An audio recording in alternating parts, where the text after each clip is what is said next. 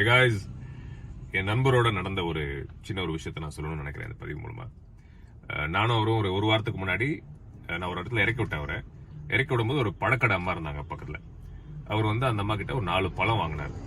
அந்த பழம் வாங்கும்போது அந்த அம்மா கிட்ட பேசிட்டு இருக்கும்போது 50 ரூபாய்க்கு அந்த அம்மா வந்து 3 பழம் தான் 3 பழம் தான் கொடுக்க முடியும் சார் அப்படின்னு அந்த அம்மா சொல்லவே இவரு கொஞ்சம் அதை பத்தி பேசி பார்கெயின் பண்ணி 4 பழம் கொடுத்தாதான் நான் 50 ரூபாய்க்கு உங்ககிட்ட வாங்குவேன், வியாபாரம் பண்ணுவேன்னு சொல்லி அந்த அம்மா கிட்ட சண்டை போட்டு வாங்கிட்டு போனாரு. நான் போய் அவர்கிட்ட சொன்னேன், என்னடா ஓகே ஒரு சின்ன ஒரு விஷயம் வந்துச்சு, பேசணும், அப்புறம் கிளம்பி போயிட்டோம்.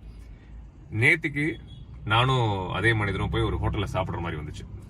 சாப்பிட்டு முடிச்சதுக்கு அப்புறம் டிப் ஒன்று வரும்போது அவருக்கு வந்து ஒரு 50 ரூபா டிப்ஸ் வச்சாரு. சோ நல்ல மனிதர் தான், பட் ஆனா நல்ல மனிதர்களும் சில இடத்துல வந்து சிந்திக்காம சில விஷயங்கள் பண்ணுவாங்க. சோ நம்ம அப்படி இருக்கக்கூடாதுன்றதுக்காக இந்த பதிவு நான் பேசுறேன். சோ 50 ரூபா டிப்ஸ் வச்சுட்டு தேவையில்லை, ஏன்னா சர்வீஸ் சார்ஜும் போட்டிருக்காங்க அவங்கள அந்த ஹோட்டல்ல, இருந்தாலும் ஒரு 50 ரூபா டிப்ஸ் வச்சாரு.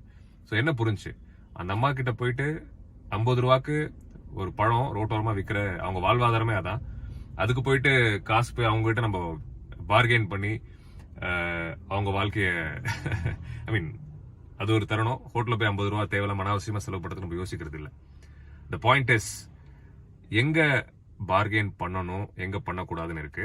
பிளஸ் இந்த வாழ்வாதாரம் அடிப்படையா வச்சு வியாபாரம் பண்றாங்க இல்லையா, அந்த ரோட்டு கடைங்க, சின்ன வியாபாரிகள், இவங்க எல்லாருக்கும் நம்ம தான் ஒரு சேரிட்டி கண்ணோட்டத்தோட நம்ம அவங்க கிட்ட வியாபாரம் பண்ணணும். அவங்க 50 ரூபாய்க்கு 3 பழம் கொடுத்தாங்கன்னா அதான் அவங்க கிட்ட போய் நம்ம அதை பார்கெயின் பண்ணாம வாங்கிட்டு வரணுன்றது என்ன ஒரு சின்ன கருத்து. வாழ்க்கை சூழல்கள் எப்படி அமையுது பாத்தீங்களா? தேவையில்லாத இடத்துல நம்ம எப்பவுமே வந்து ரொம்ப அதிக அன்பையும் காட்ட வேண்டிய சூழல்கள், அதிக செலவு பண்ற சூழல்கள் இந்த மாதிரி இருக்கு. தேவை உண்மையா இருக்கிறவங்க கிட்ட வந்து நம்ம அன்பு கொடுக்கறது இல்ல தேவையான அவங்களுக்கு தேவையானது கொடுக்கறது, ரொம்ப ஜெனரஸா எங்க இருக்கணுமோ அங்க இல்லாம நம்மளோட வாழ்க்கை சூழலுக்கு ஏத்த மாதிரி நம்ம ஜெனராசிட்டி காட்டுறதுன்றது நல்லது இல்லைன்றது ஒரு கருத்து.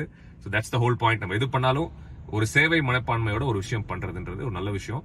ஸோ அவங்ககிட்ட நீங்க ஒரு பழமோ ஏதோ வாங்குறதுனால அது மட்டும் நீங்க வியாபாரம் மட்டும் பண்ணல, ஒரு குடும்பத்தை வாழ வைக்கிறீங்க. ஒரு சின்ன ஏதோ ஒரு சேரிட்டி, அது 1 ரூபாவோ 5 ரூபாவோ வாட் எவர் இட் இஸ், அதை நம்ம பண்றோம். ஒரு இதே யோசிச்சு பாருங்களேன், ஒரு பெரிய கடைக்கு போனா நம்ம பார்கெயின் பண்றோமா, 1 கிலோ 500 ரூபான்னு சொன்னா நம்ம கேட்காம பில் போட்டு 500 ரூபா கொடுத்து வாங்கிட்டு வரோம். ஏன் சின்ன வியாபாரிகள் கிட்ட நம்ம அதை பேரம் பேசுறோம்? ஏன் அவங்க வாழ்வாதாரத்தை நம்ம அப்படி குறைச்சு மதிப்பிடுறோம்? சோ அதை நம்ம பண்ணக்கூடாதுன்றது என்னோட சின்ன கருத்து இந்த பதிவு மூலமா. சோ எது பண்ணாலும் ஒரு சேரிட்டி இருக்கிற ஒரு சிந்தனையோட நம்ம பண்ணணும், ஒரு சேவை மனப்பான்மையோட பண்ணணும். தொழில் பண்ணாலும் சரி, எது பண்ணாலும் சரி இருக்கணும்ன்றது என்னோட கருத்து. அப்படி இருந்தா நீங்க ஒருத்தர் வாழ்க்கைக்கு உதவி பண்ணாலும் அது வந்து விலை மதிப்பற்ற ஒரு விஷயம்ன்றது என்னோட கருத்து. யோசிச்சு பாருங்க, உங்களுக்கு இது புரியும். Take care guys.